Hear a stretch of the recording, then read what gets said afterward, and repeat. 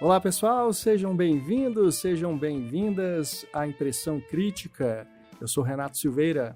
Oi, eu sou Kel Gomes. Neste podcast, neste vídeo, depende de onde você está assistindo, seja no YouTube, seja no nosso feed de podcasts, a gente vai comentar o filme Mickey 17, nono longa-metragem dirigido pelo Bong Joon-ho, e o primeiro que ele apresenta depois da sua vitória histórica no Oscar com Parasita, em 2020. Um filme, sem dúvida nenhuma, cercado de muita expectativa, não é, Kel?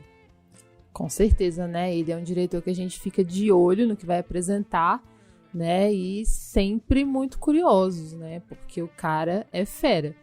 Mas como é que foi essa volta ao Bong Joon-ho?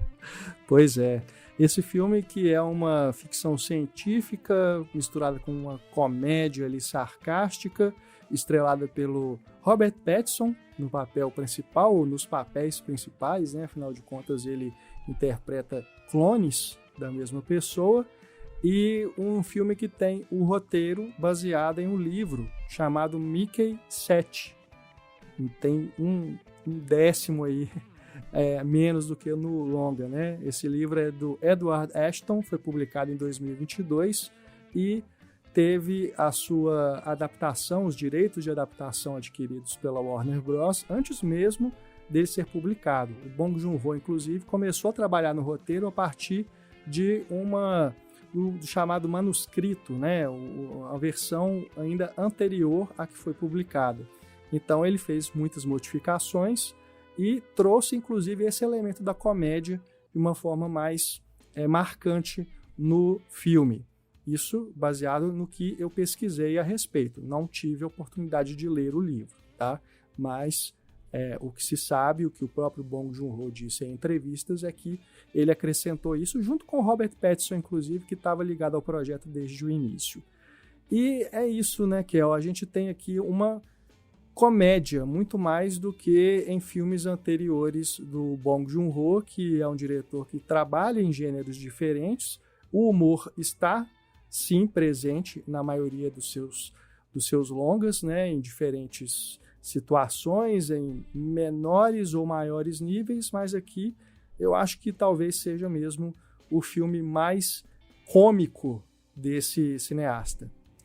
Sim, e ele tá mais próximo do seu filme de 2017 do que de Parasita, né? Bem mais próximo de Okja. Exato. Então, é um filme muito mais voltado para o entretenimento. Eu vejo que ele deixa a gente com desconfortos, ele deixa a gente reflexivo sobre várias questões, né? Porque, afinal de contas, é uma sátira política também. Mas ele é muito dedicado ao entretenimento, sabe? A diversão, ao que é engraçado, ao que é gostoso de assistir, no sentido assim, de que você realmente fica entretido, né? E aí, durante essa narrativa, você vai absorvendo ali a crítica social que ele tá fazendo, né? Até porque certos personagens caricaturais estão bem na cara do que representam, né? Então, é um Bong Joon-ho, assim, que talvez a gente não estivesse esperando tanto, né? Mas eu acho válido, né? Sim, porque essa coisa, né, do entretenimento é super válido também. E como ele é um cara inteligente, ele consegue trazer essas questões políticas e sociais e colocando ali de uma forma que as pessoas vão absorvendo enquanto estão se divertindo, né? Mas aí a gente sente falta de mais densidade, de mais complexidade. Ele até faz algumas pontuações interessantes, né? Através do personagem do Mike 17. Mike ou Mickey? Ai, não sei. Fica a questão. Fica aí a questão. Como você quiser pronunciar. Porque ele é um cara que tá endividado, né? Então aí já começa esse problema aí social, essa questão, né, de classe, porque ele não tem como pagar a dívida dele e resolve ir para o espaço. e ele se candidata para um programa, que é um programa de colonização de um novo planeta, e ele faz as coisas sem ler. Então ele pega um contrato lá e fala, vai ser isso mesmo, só que o contrato era para ser um descartável. E o que é isso? Ele trabalha em coisas perigosíssimas até a morte. E aí, quando ele morre, ele é reimpresso numa impressora 3D. O impressora 3D é algo super contemporâneo, né? Ele é reimpresso com a memória, né, que eles têm gravada em um HD. Então, assim, ele morre muitas vezes. Muitas e muitas vezes. Então, a morte para ele é um ciclo interminável. E o 17 é por conta das quantidades de vezes que esse personagem chega a morrer, né? Então, é muito interessante, assim, o quanto de filosofia e de questões esse personagem, por ser quem é, poderia trazer. Mas aí são tantas outras coisas que o filme vai colocando, né? Tanta coisa ali da narrativa mesmo, né? De quando ele começa um relacionamento amoroso com uma atriz que eu adoro, que é a Naomi Aki. Ela é muito boa. Ela é muito boa. E aí tem a questão também do governo, né? Então, assim, é um filme que tá falando de muitas coisas e que pontua ali alguma complexidade, mas nunca se aprofundando muito, não. Porque, exato, como eu disse antes, é bem focado no entretenimento mesmo. Eu tive essa impressão também, Kel. A gente está comentando, inclusive, baseados aqui o podcast aqui se chama Impressão Crítica, não é à toa, né?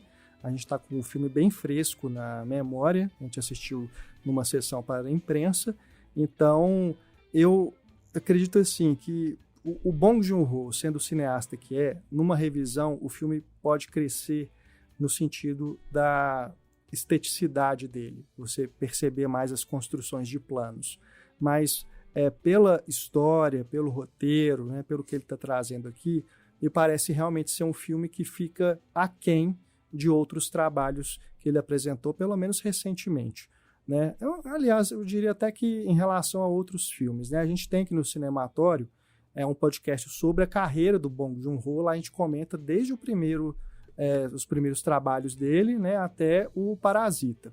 Então, lá a gente fala, por exemplo, sobre Memórias de um Assassino, né, que é um dos melhores filmes que ele fez e é bem anterior a Parasita, né? Então, se você for comparar Mickey 17 com esses outros trabalhos, realmente fica um filme assim, não é o Bong Joon-ho na sua melhor forma, né? E o que a Kel disse, que eu concordo muito, é muito por conta dessa quantidade de coisas que ele está falando, né? Diferentes elementos dessa crítica social que estão presentes ali, mas sem essa profundidade, né, que se poderia esperar. Porque, por exemplo, no Parasita, a coisa ali está muito focada, né, no que ele está falando. Aqui você tem, por exemplo, essa questão trabalhista, que é muito interessante. Eu acho que é um dos aspectos que poderia realmente ser assim, o foco do filme. Você pensar que a própria forma como, dentro da história, a questão da clonagem, ela é referida com essa expressão de reimprimir alguém, já coloca, né, uma relação de objetificação da pessoa, que é basicamente o que a gente vê na precarização das relações trabalhistas no nosso mundo hoje. Né, a gente está em 2025, o filme se passa em 2054. Né, então, a gente faz essa relação direta. Né, você vê que trabalhadores são cada vez mais descartáveis, né, para usar um termo aí que também é utilizado no filme, e a questão de você reimprimir, né, o termo clonagem, ele nem é tão utilizado no filme, é mais essa questão da reimpressão, tem ali aquele aparelho, né, aquela impressora gigante ali, você vê que os funcionários que são responsáveis por essa reimpressão também são muito desleixados, né, em mais de um momento, na hora que o corpo está saindo, né, ele tá para cair no chão, né? Porque os funcionários não estão dando a devida atenção àquilo. Então você vê como que esse trabalhador, né? Esse peão de obra, né? Esse operário, né? Tá sendo tratado ali naquele universo, né? Então, eu acho que esse é um tema que merecia mais atenção do filme. Mas, obviamente, a questão política ela tem o seu lugar também. E aí a figura do Mark Ruffalo, né, que faz essa mistura ali de Donald Trump com Elon Musk, é muito incisiva e oportuna nesse momento que a gente está vivendo, né, Kel? Com certeza. E é bem claro, bem evidente que é uma mistura desses dois mesmo, sabe? Com um pouco mais ali de religião envolvida, né? Porque o personagem ele também tem muito do discurso religioso, né?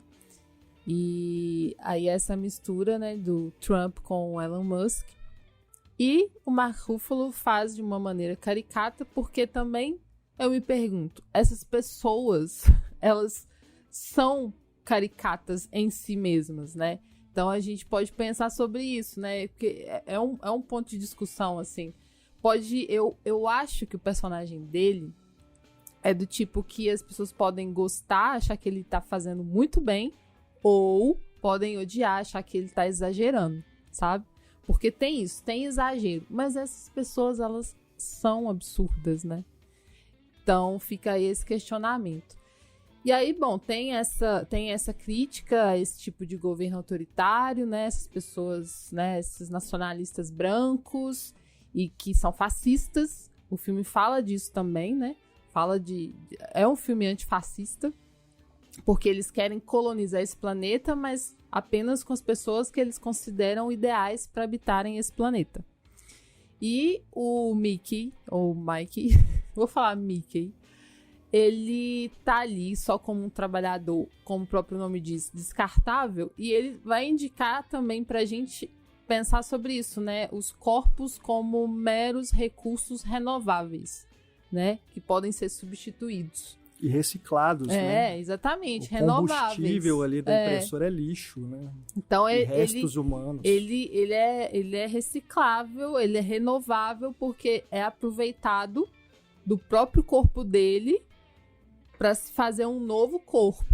E aí vem a consciência dele que tá gravada. Então, assim, é um corpo de um mero recurso mesmo, né? E aí, nessa jornada dele, a gente tem ali essa questão de como que ele se vê diante disso, e ele é muito bobo, né? É um pouco ingênuo em relação ao que ele vive, ao que ele passa, até que acontece algo que vai transformar essa relação dele consigo mesmo. Que aí eu tava falando da questão filosófica que pontua também. Só que tudo isso aqui, dessas questões, elas são bem, né? Tipo, elas passam de uma maneira pontual mesmo.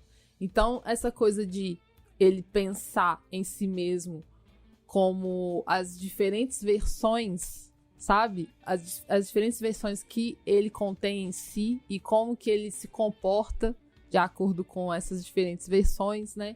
Tem essa questão do relacionamento com a Nasha. A Nasha, que pra mim é uma personagem que se destaca. Sim. E concordo. Merecia até mais espaço, mais desenvolvimento, sim, né? Porque como interesse ali romântico, ela tem uma agência, mas a gente fica querendo saber um pouco mais dela, né? A gente não tem um background, assim. As personagens femininas, no geral, né? Elas inclusive, elas não têm uma troca muito interessante, assim. A troca entre as personagens femininas, eu acho que ficou um pouco aquém também. Mas a Nasha eu gosto demais e tem uma cena específica dela que eu sofro junto, sério. Não vou dar spoiler, mas eu acho que quando vocês assistirem a cena, vocês vão saber qual é. Dá uma dor no coração por ver o que aquilo representa, sabe? Concordo. Né? Então ela é uma personagem muito interessante. E tem a Toni Collette também, né? Que faz a esposa do Marshall, que é o personagem do Mark Ruffalo. E é isso, ela é uma personagem mais excêntrica do que necessariamente interessante, né, ali para a trama, né? Ela tem sua importância narrativa, sim, mas é isso. Eu acho que também, se falta profundidade na Nasha, nessa personagem, então, mais ainda, né? Ela tem aquela coisa ali da culinária, né? De inventar aqueles molhos. Então, assim, serve mais para as piadas, né? Do que necessariamente para você saber mais sobre essa mulher, né? O nome da personagem é Ilfa, né? Ela tem essa característica controladora, né? Ela acaba que é isso. Assim como o Marshall é uma representação desses líderes e CEOs, etc., autoritários, fascistas que a gente tem na nossa sociedade, ela também pode ser vista como uma representante, por exemplo, da Melania Trump, né? A esposa do Trump, né? Que é uma figura também que é muito estranha, né? Muito excêntrica também.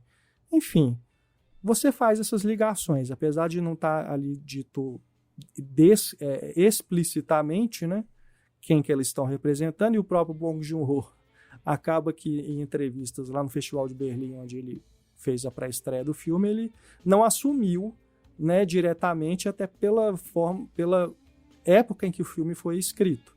Mas ele sendo lançado agora, você faz ligações com as coisas que estão acontecendo agora. Por isso que eu disse que é muito oportuno, né, o lançamento dele nesse momento. Agora, essa questão... Só fechando sobre isso, porque o filme não prevê o que, obviamente, não está prevendo, né, o que o Trump vai se transformar e na eleição que ele ganha, mas acaba acontecendo uma coincidência muito grande que dá mais força pro filme, né? Sim, né? Sem Esse dúvida. tom imperialista que o Trump tá reforçando agora, eu acho que coincide muito com o que o filme tá falando, né?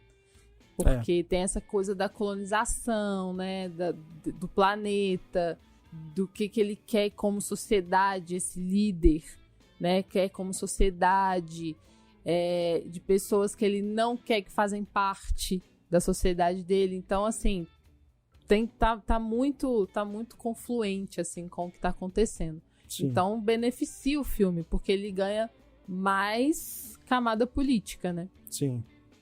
Agora, essa questão filosófica que você falou é outro ponto que eu também acho que o filme poderia ter ido um pouco mais além, ou pelo menos ter deixado mais aberto para a gente pensar sobre essa questão da morte, né? Dessa questão da finitude. Eu acho que tem algumas frases ali que são muito boas para a gente pensar nisso, né? Principalmente em relação ao Mickey 17, né? Em determinado momento do filme. Que é de pensar mesmo nessa questão, né? De o que, sabe, o que a morte representa, né, na sociedade hoje, né? O que ela representa para a gente enquanto legado, enquanto o que você está deixando, né, para o mundo. Então tem questões ali que eu acho que são bem interessantes que poderiam também, né, o filme poderia nos deixar um pouco mais ligados a elas, né? Nos deixar pensando mais sobre elas. Mas acaba que é isso, ele é tão engraçado, ele é tão divertido e tem esse humor físico, né? Que é muito também ali na figura do Robert Pattinson. Ele está muito bem no filme, né? Acho que isso é bom a gente falar também.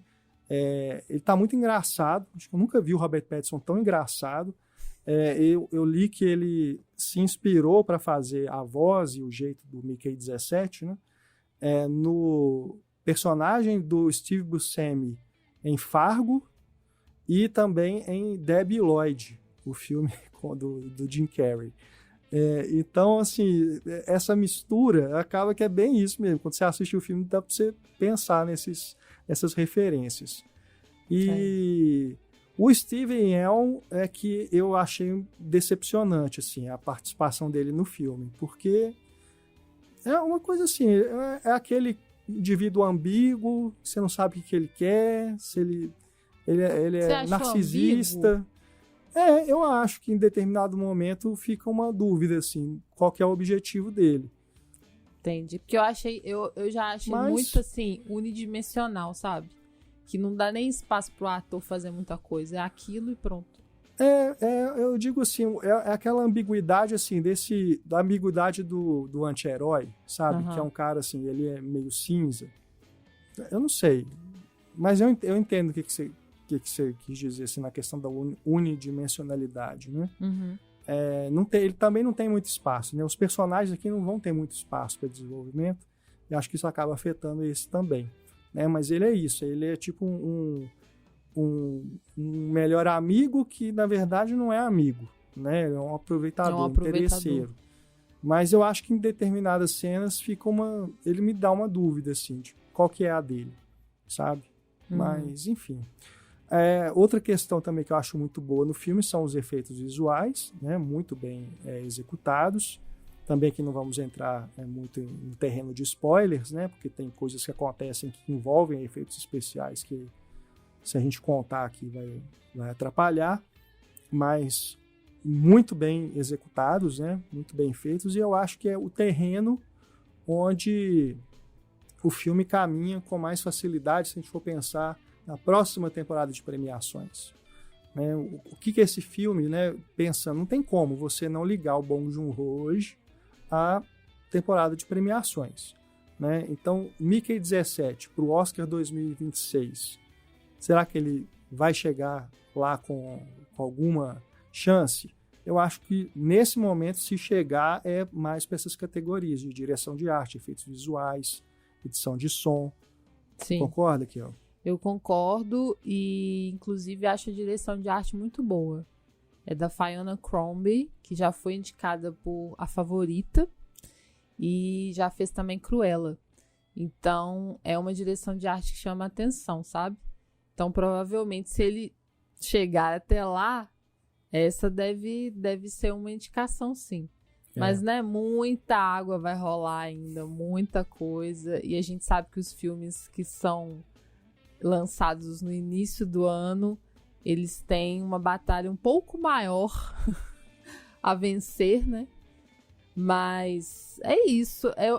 É um filme que entretém e que traz essas questões todas de maneira um tanto rasa, né? Ele coloca ali a reflexão, ele coloca ali a questão, mas ele não desenvolve. Então, fica um pouco esse gosto de que poderia ter sido mais. Principalmente porque a gente sabe do que o Bong Joon-ho é capaz. Exatamente. Né? Eu acho que é isso. É um filme que tem toda essa carga de expectativa em volta.